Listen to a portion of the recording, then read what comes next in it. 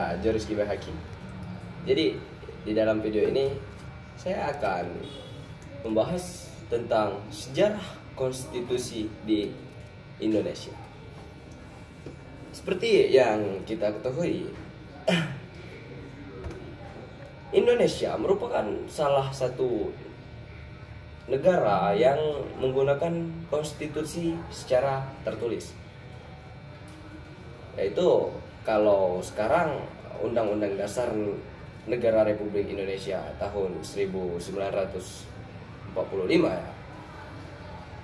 Nah, jadi di dalam sejarah panjang di Indonesia itu tidak hanya langsung ke Undang-Undang Dasar 1945 ya teman-teman.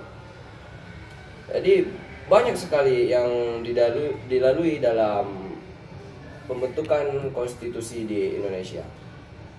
Jadi salah satu contoh, Indonesia pernah memberlakukan konstitusi RIS, terus UUDS 1950 dan UUD 1945 yang sekarang ini.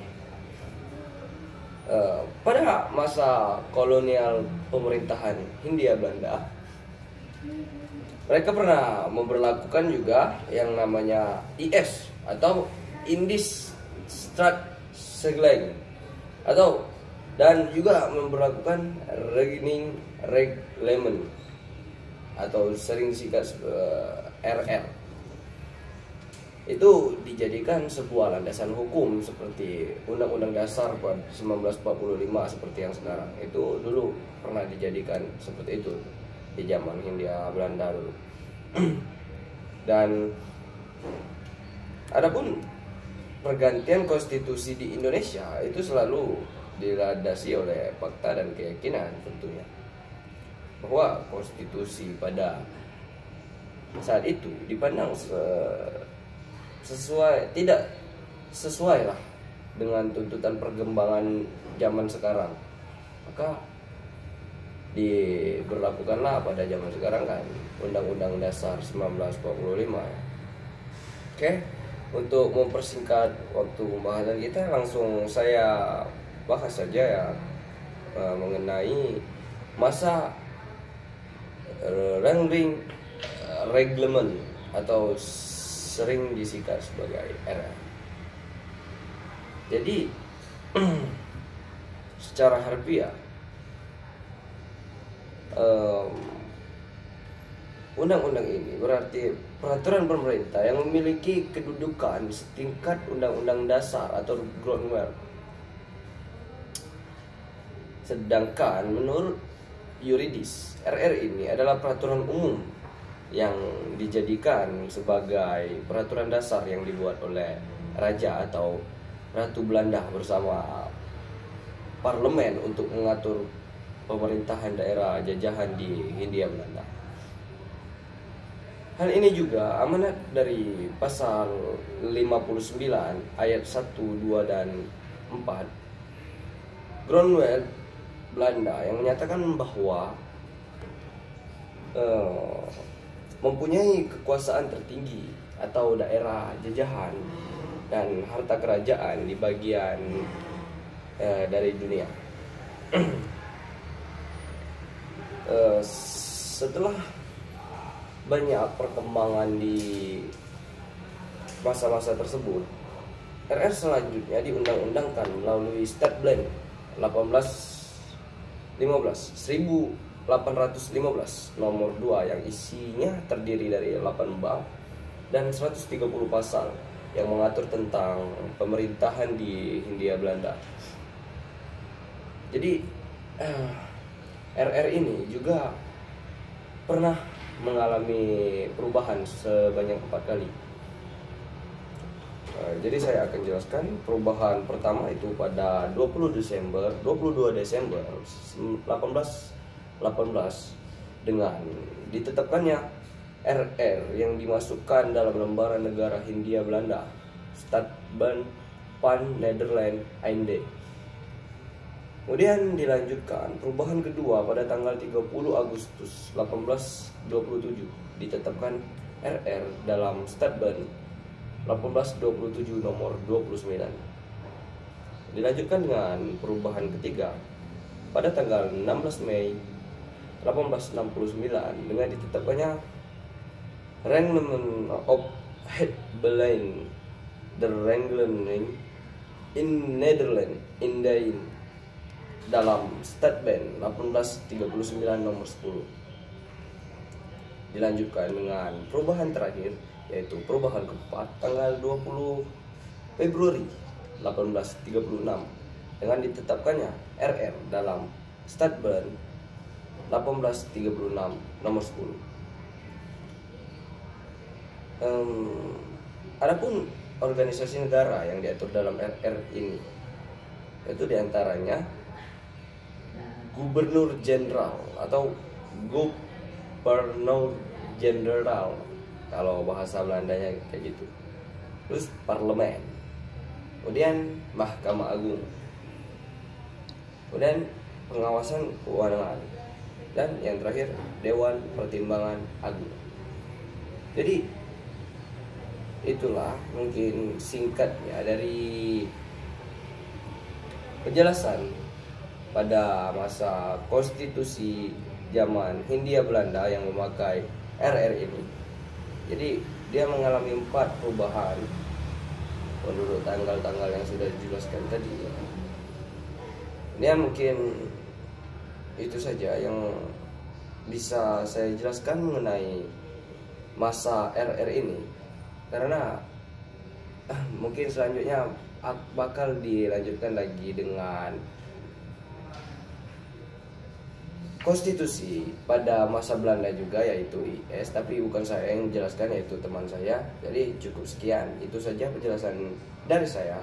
Saya Joris Kibahaki, saya pamit undur diri. Salam intelektual merdeka.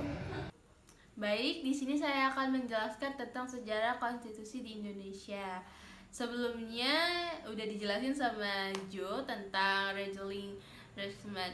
Oke, di sini saya Nova akan menjelaskan tentang masa Indisstaatsregeling atau bisa disingkat dengan IR. Indisstaatsregeling adalah undang-undang dasar yang mengatur tata negara dan pemerintahan Hindia Belanda yang mulai berlaku pada tanggal 1 Januari 1926 sebagai pengganti dari Regeling Reglement. Kenapa menjadi pengganti Regeling Reglement? Itu karena adanya perubahan Grondwet Belanda pada tahun 1922. Pada masa berlakunya IS ini, pembentukan peraturan di Hindia Belanda itu dilakukan oleh pemerintahan Hindia Belanda bersama-sama dengan Volksraad. Volksraad itu tuh adalah parlemen atau lembaga perwakilan rakyat yang sebagian besar anggotanya itu berasal dari Indonesia asli. Pembagian golongan masyarakat Hindia Belanda itu ada di dalam pasal 163 IS, yang mana golongannya itu terdiri dari golongan Eropa, golongan timur asing, dan golongan pribumi atau bumi putra. Tetapi keberadaan IS ini tetap berlaku walaupun beberapa posisi tertentu dibekukan oleh pemerintahan Jepang di Hindia Belanda.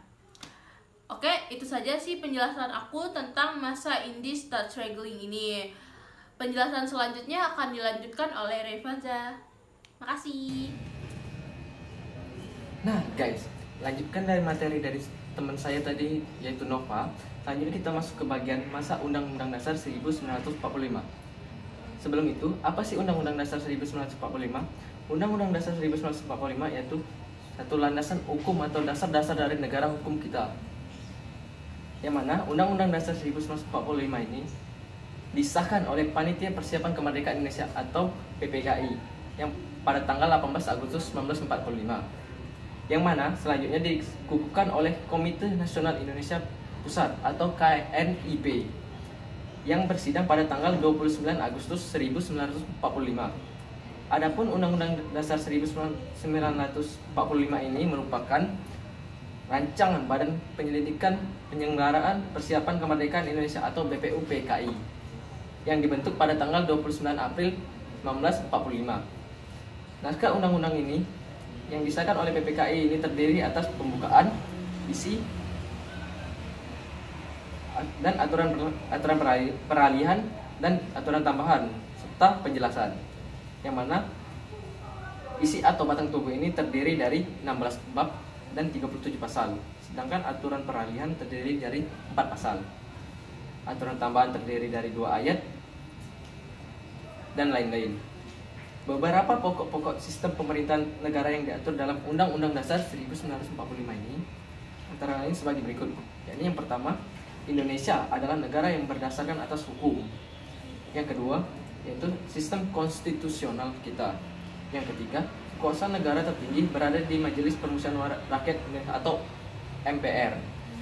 Yang keempat, presiden sebagai penyelenggara posisinya di bawah Majelis Permusyawaratan Rakyat atau MPR. Yang kelima, presiden tidak bertanggung jawab kepada Dewan Perwakilan Rakyat atau DPR. Dan yang ketujuh, menteri negara adalah pembantu presiden dan tidak bertanggung jawab kepada Dewan Perwakilan Rakyat atau DPR tadi.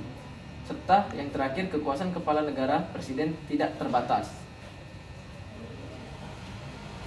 Mungkin materi dari masa Undang-Undang Dasar 1945 itu saja yang dapat saya sampaikan, dan akan dilanjutkan lagi pada teman saya selanjutnya. Bye bye. Kemudian akan saya lanjutkan dengan sejarah ketatanegaraan Indonesia pada masa konstitusi RIS. Jadi pada tanggal 23 Agustus 1949 sampai dengan 2 November 1949 di Den Haag, Belanda itu dilaksanakan sebuah konferensi yang melibatkan antara pemerintahan Republik Indonesia dengan Kerajaan Belanda.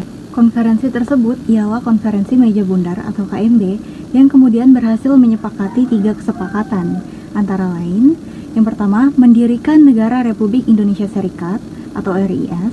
Yang kedua, penyerahan kedaulatan kepada RIS. Yang ketiga, mendirikan uni atau perserikatan antar RIS dengan Kerajaan Belanda. Hasil kesepakatan tersebut kemudian dituangkan dalam sebuah konstitusi Republik Indonesia Serikat atau konstitusi RIS yang diparaf oleh Delegasi Republik Indonesia dan BFO pada 29 Oktober 1949. Konstitusi RIS berlaku untuk negara Republik Indonesia Serikat dan tidak menghapuskan berlakunya Undang-Undang Dasar 1945 yang dalam hal ini hanya berlaku untuk negara Republik Indonesia yang berada di Yogyakarta. Konstitusi RIS memuat ketentuan mendasar mengenai bentuk pemerintahan federal dan alat-alat perlengkapan negara serta ketentuan mengenai hak dan kebebasan dasar manusia.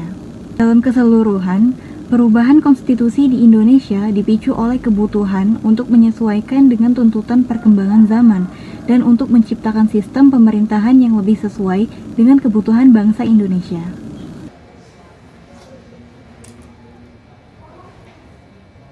Kembali lagi dengan review buku kita, yaitu buku HTNI dari Nimatul Buddha. Pembahasan yang akan saya bawa adalah mengenai Undang-Undang Dasar sementara tahun 1950. Kita ketahui sendiri bahwasanya berubahnya bentuk negara dari negara kesatuan menjadi negara serikat ternyata mendapat banyak penolakan dari berbagai negara-negara bagian lainnya seperti itu. Bahkan tidak sedikit negara yang menolak negara serikat terang-terangan untuk menuntut kembali menjadi negara kesatuan.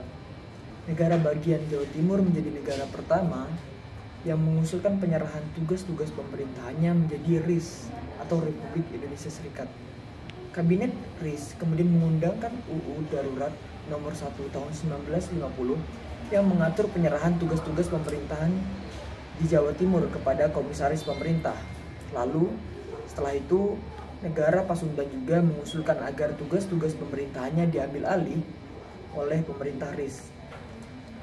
Pada akhirnya negara-negara bagian itu melakukan hal yang sama seperti di Jawa Timur dan juga negara bagian Sumatera. Akan tetapi tinggal negara bagian Indonesia Timur dan negara bagian Sumatera Timur yang belum menyerahkan tugas-tugasnya. Kegelisahan negara-negara bagian yang ingin mengembalikan menjadi negara kesatuan kemudian ditangkap oleh parlemen pada tanggal 19 Mei tahun 1950 yang ditandatangani oleh Piagam Persetujuan antara Republik Indonesia Serikat dan Republik Indonesia untuk menjadi kembali ke negara kesatuan Republik Indonesia, yang diwakili oleh Perdana Menteri Muhammad Hatta, dan sedangkan Republik Indonesia diwakili oleh Perdana Menteri Abdul Halim. Selanjutnya, untuk menindaklanjuti, maka dibentuklah panitia yang bertugas untuk membuat rancangan UU DS yang nantinya akan disampaikan oleh Badan Pekerja atau KNIP Republik Indonesia, DPR, dan juga Senat RIS. Naskah UU DS 1950 yang terdiri atas mukodimah, 6 bab, 146 pasal, dan juga 1 aturan peralihan. Undang-Undang Sementara 1945 sebagaimana ide dasarnya hanya bersifat sementara yang digunakan sebagai landasan konstitusional bagi proses transisi dari bentuk negara serikat menjadi negara kesatuan. Di dalam UUDS ditentukan adanya sebuah majelis konstituen yang dibentuk melalui pemilu dengan tugas membuat undang-undang dasar yang baru sama sekali. Lalu selanjutnya di materi kembalinya ke Undang-Undang Dasar 1945. Konstitusi yang diberi tugas untuk membentuk konstitusi yang permanen ternyata tidak dapat menyelesaikan tugasnya.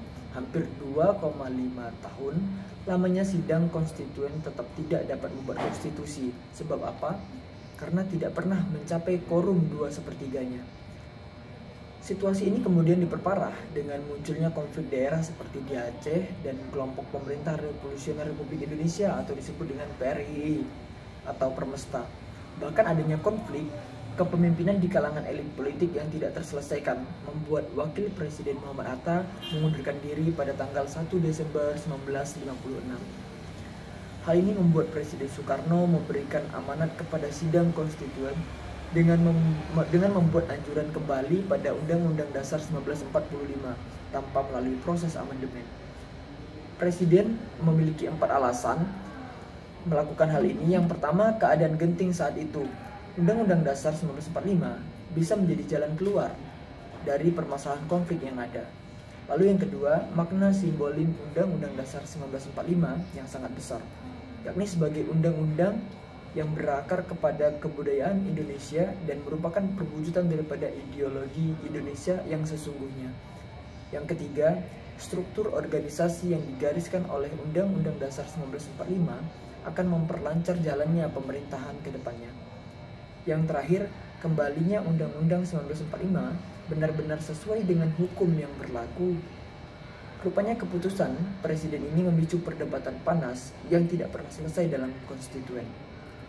Buntutnya dalam sidang konstituen membuat Presiden mengeluarkan dekret Presiden pada 5 Juli 1959 yang isinya menetapkan pembubaran konstituen, menetapkan Undang-Undang 1945 berlaku bagi segenap bangsa Indonesia dan seluruh tumpah darah Indonesia, terhitung mulai dari hari penetapan dekret ini dan tidak berlakunya lagi Undang-Undang Dasar sementara.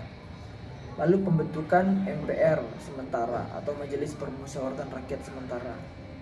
Selanjutnya pasca reformasi di 1998, Undang-Undang 1945 diamandemenkan sebanyak 4 kali, yakni yang pertama, amandemen pertama itu di tanggal 19 Oktober 1999, lalu amandemen kedua Undang-Undang 1945 pada tanggal 18 Agustus tahun 2000, lalu amandemen ketiga pada tanggal 9 November 2001, dan amandemen keempat itu pada tanggal 10 Agustus 2002. Mungkin itu saja pembahasan saya mengenai sejarah kembalinya Undang-Undang 1945 menggantikan Undang-Undang sementara. Dan ini adalah materi terakhir kita dari sejarah ketatanegaraan Indonesia.